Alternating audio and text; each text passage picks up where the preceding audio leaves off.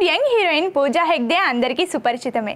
ఇండస్ట్రీకి వచ్చిన అతి తక్కువ సమయంలోనే పాపులారిటీ సంపాదించుకొని స్టార్ హీరోయిన్గా ఇండస్ట్రీలో కొనసాగింది. తెలుగు చలనచిత్ర పరిశ్రమకు చెందిన అగ్ర హీరోలు ఎన్టీఆర్, మహేష్ బాబు, అల్లు అర్జున్, ప్రభాస్ వంటి స్టార్స్తో నటించి మెప్పించింది.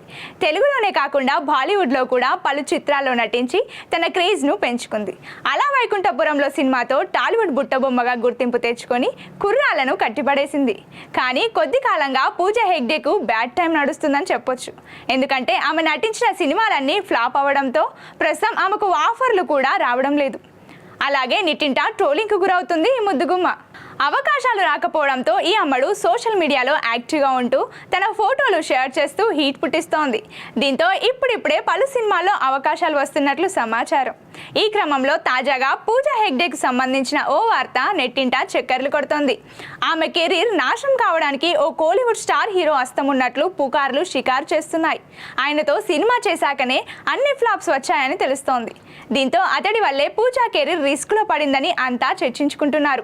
ఇందులో నిజమెంత ఉంది అనేది తెలియనప్పటికీ ఈ విషయం తెలిసిన వారంతా పరోక్షంగా ఆ హీరో వల్లే పూజా కెరీర్ నాశనమైందని అంటున్నారు. మరి రాబోయే సినిమాలైనా పూజా కెరీర్ను ట్రాక్లో పెడతాయా అన్నది వేచి చూడాలి.